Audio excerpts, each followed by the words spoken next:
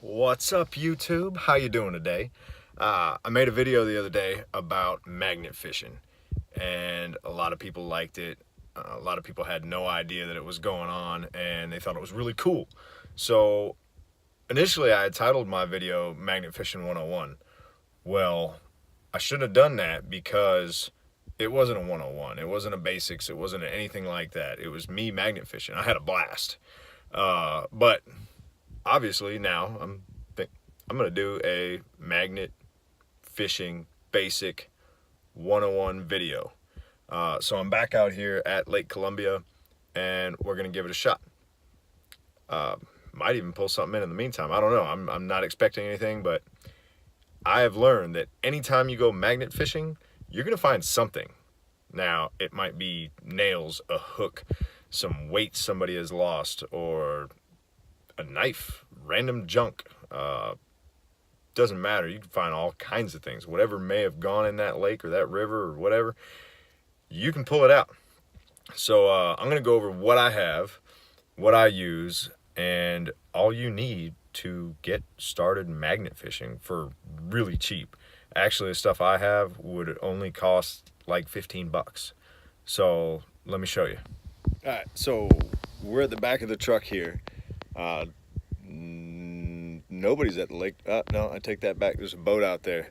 So there's somebody at the lake. But back of the truck here, I'm going to show you all you need to magnet fish. Whether you're interested in it, maybe you're like, I don't want to waste my money on it. 15 bucks. Take it with you fishing, take it with you to the beach, whatever. You might find something. You might find something cool. I've already paid for mine. That knife I found the other day, a little Kershaw onion, looked it up on Amazon, $34 and change. My little magnet fishing setup here, my magnet, $10.99 on Amazon, which you can get one too. Mine's a little one. Gonna get a bigger one because I'm having a lot of fun doing this. But mine, what I have here is it's 1.89 inches. It's dirty. It's a 175-pound magnet, and $10.99 on Amazon. Attached to it, I've got some 550 paracord. On here's like 30 feet. I would highly recommend about 50 feet of rope, because you start slinging this thing around, you can whip it pretty far. It'll get away from you. Which brings me to my next point. A little carabiner. I've got this carabiner tied on the end here, and I hook it to my belt loop because I can sling it more than 30 feet. And without it attached or something, it's gone. It's going. You ain't getting it back. Or float, something. Otherwise, you're going to lose it. So, I don't know, 50 cents, 99 cents for a pack of 2 of these things at Walmart. Regardless of what kind of knot you got on there, tie it on there tight so it doesn't come off. Same goes for the magnet. It's not coming off. So that's all you need to go magnet fishing. You don't need anything else. So that right there, some cord and the magnet, like I said, about 15 bucks. That's it. Now, I recommend some gloves, because you get dirty. You're picking up metal. If you're scraping it off there with your hands, you're getting metal in your hands. Gloves are key. I also recommend to scrape crud off your magnet, some kind of plastic tool to scrape it off there. I got a sliver in my hand first time I went, and it really sucked. So, plastic scraper. Another recommendation is a bucket, because you may think, I might not find anything. You're gonna find something. You're gonna find something, and whatever it is, you're not putting it back. It's trash. You're doing good. You're cleaning out the lake. You're finding stuff. It's a win-win. Everybody. Hooks, weights, nails. You're not throwing it back in the water. Get a bucket. Drop it in a bucket. Take it with you. I don't have a bucket. I don't feel like buying one, so I just cart things over to my truck, set them in the back of the truck. Now I got metal banging around in the back, but it's not going back in the lake. Same with fishing line. I've snagged a bunch of fishing line, and I pull it out, I take it, and I throw it in the back of my truck. Or even better yet, I cut the weights off this fishing line, and what I'm about to do is, a lot of these places, a lot of lakes, beaches, anywhere people know that they frequent fish, they've got these little things. You can see it there. What's it say? No trash, reel in, recycle, monofilament recycling bin. Done. Right there. Save the environment. All right, let's throw some magnets. So as for the 101 part of this, the basics, the how-to. So you can magnet fish a lot of different ways. You can drag your magnet, you can jig it along, bump it across the bottom. For stuff where you're like straight down, I like to pick it up and just keep moving it along. Because all your magnet pull strength is on the bottom of the magnet. So if you're dragging it, you might not hit something. And with a 175 pound pull magnet, you don't have nearly as much pull, unless you hook up right onto it. Now, you get more into it, you want a bigger magnet, you can get up to a 1,222 pound magnet. You're gonna find some stuff. I'll get there, not today. Not today. It's like an $80 magnet, but it's cool, real cool. All right, so let me show you this bumping technique.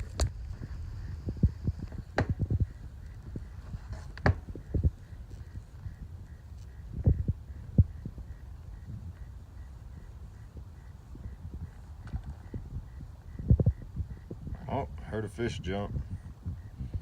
All right, so I'm bumping this little spot right here, and I already picked up a nail. And it's a decent sized nail. It's probably something they're using to put this pier together I'm standing on. But as soon as it hit, you can hear it just click, and you can feel it. It's kind of cool. I'm just gonna pick an area, bump around it. There's stuff under the mud. You won't see it. You won't see things. I mean, you might, but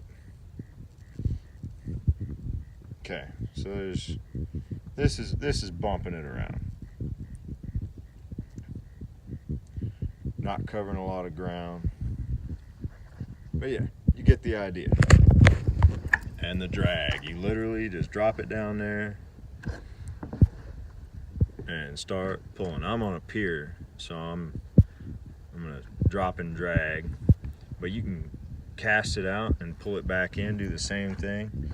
You can do a little bit of what I call jigging, and through these weeds I'm gonna have to, because I'm getting hung up on them. But you just jigging the same way you think fishing, jigging. You're just pulling it across the bottom, bump it in a bumpy, rickety kind of fashion. I got bubbles. What's up? Nothing on there. All right, y'all. So as I'm standing here, I'm throwing this thing. I'm casting it out. I can't get a good video of it because I don't have a GoPro. Thinking about getting me something for Christmas. I'm a size Hero or Hero Session in GoPro. Anyways, so what I'm talking about here is I'm standing here, and you see right down there there's this old pier that runs alongside the new pier here, and right down there's a little jig stuck to the pier. I know it's got a hook and a weight on it. I'm gonna try and catch it. That's my goal right now. So just saying. Let's see how good I am. All right, so a little update on that jig. It's still there. It's hooked on a nail, and I actually hit the nail with the magnet, but the nail is more magnetic than that little jig right there. So maybe a kayaker will pick it up. Not me today. But I'm cold, so I'm getting out of here.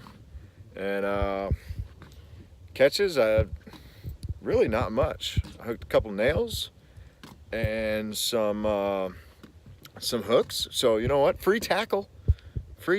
I'm building on the free tackle. Other than that, I mean, really, you got your basic magnet fishing ways of doing things. You can jig it across the bottom like you would jig anything else, or dip, drop, kind of bumping along the sides of the pier. That actually has worked pretty good for me, because, you know, if someone's fishing on a pier or boat ramp, something, you know, coming up to the boat launch, they have a tendency to drop things right there, straight down, and that's how you can find it. Unfortunately, I didn't find anything on this pier today, but maybe another day. Anyways, hope you liked it.